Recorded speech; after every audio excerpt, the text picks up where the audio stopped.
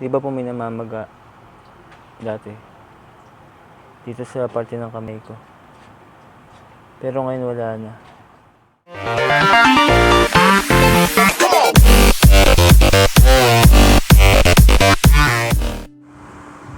Magandang araw po, welcome po sa aking YouTube channel. Ngayon po ituturo ko sa inyo ngayon kung paano imasahe o hilutin ang nananakit na binti. Pero bago yan, huwag muna kalimutan mag-like, subscribe at pindutin ang notification bell dyan po sa baba para ma-update kayo sa mga latest videos na i-upload ko. Mag-comment na din po kayo kung nagustuhan niyo po ang aking YouTube tutorial. Simulan na po natin. Bakit nga ba sumasakit ang binti natin? Kadalasan nangyayari yan sa muscle natin sa binti. Dahil sa sobrang pagtayo, pagupo at paggamit natin ito sa iba pang gawain. Pwede din sumakit ang binti pag flat feet ka dito sa talambakan.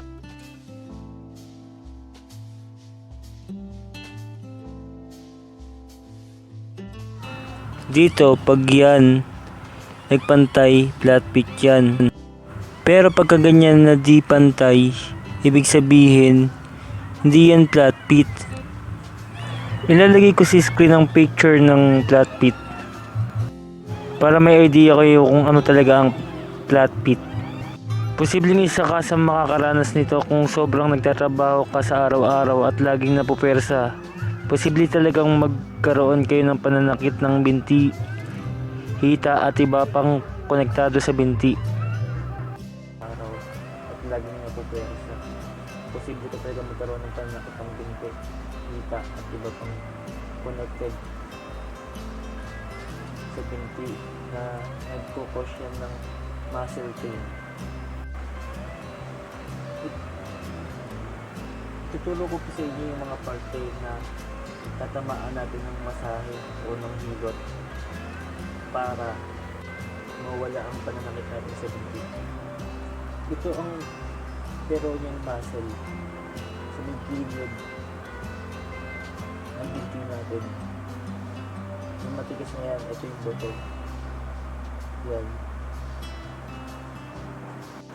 Ito naman yung gastrocnemius o sa may likod ng binti.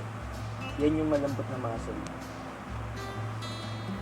Kadalasan yan yung nananakit, sumisikip yan, nagkakaroon ng cramp siya. Kaya dapat ito yung mamasahin natin, paluluwagin natin yan para sa ganun hindi sumakit at manigas yung binti. Ito naman, ito yung soleus sa may gawing baba ng gastrocnemius.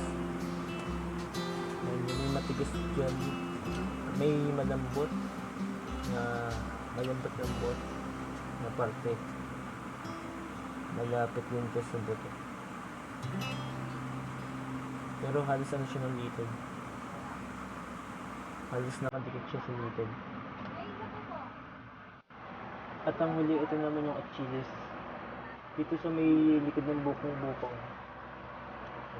Adjust ko lang.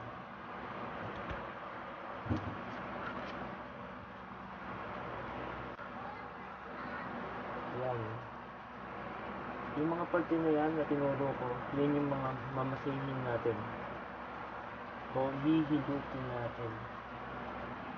Una, maglagay tayo ng alcohol.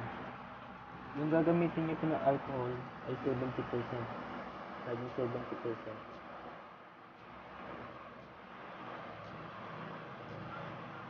Ayan.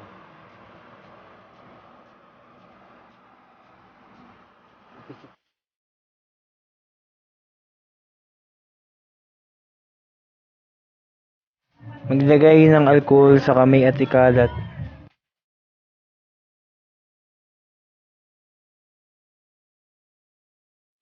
At ipalibot sa bawat kamay. Ikalat natin sa bawat daliri ng ating mga kamay upang makasigurado tayo na walang germs sa bawat gilid nito. Sumunod, maglagay naman tayo ng langis.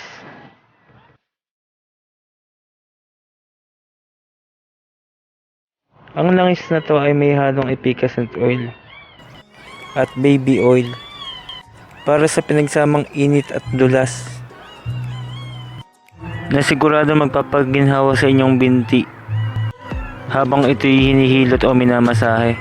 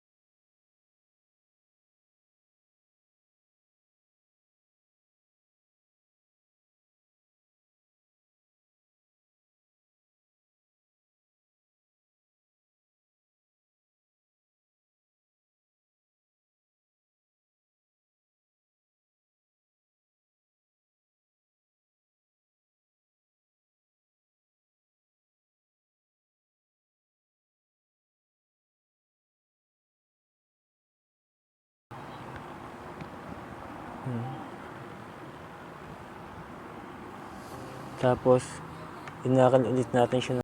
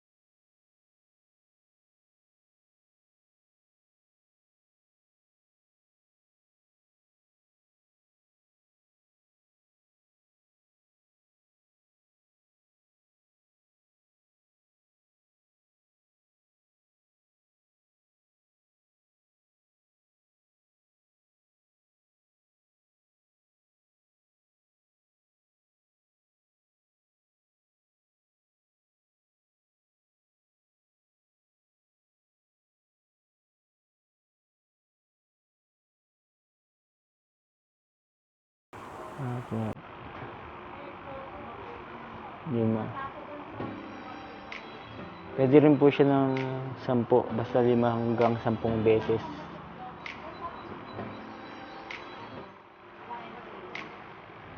Sumunod na step, ito naman.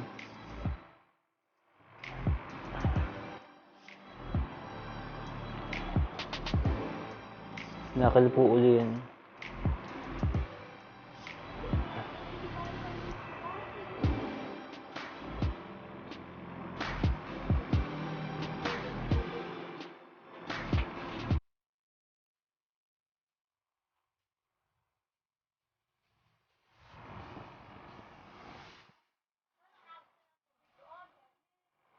Ganyan po.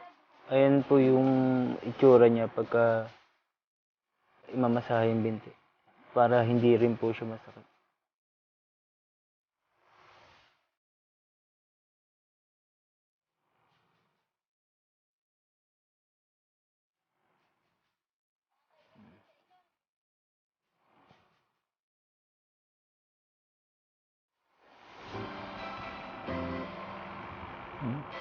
Lima hanggang 10 beses ang pagganyan.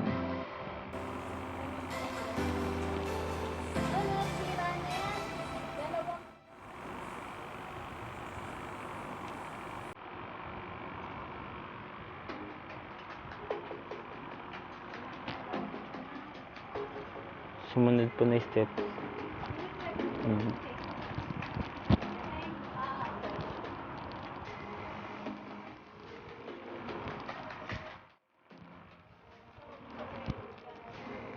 Tapos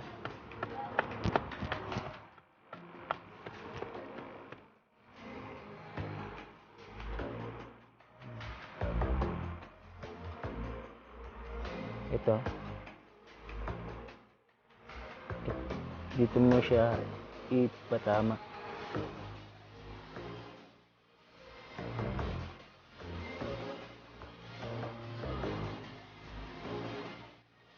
Sarap po ito pagka ginawa nyo na sa inyo.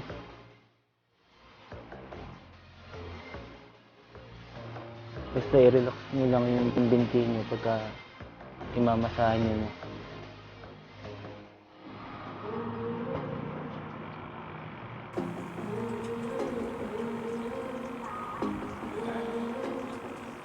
At panghuli,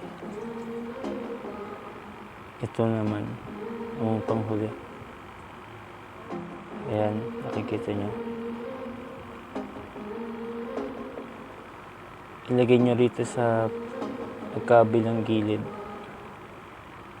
sa may pagitan ng buto ng binti.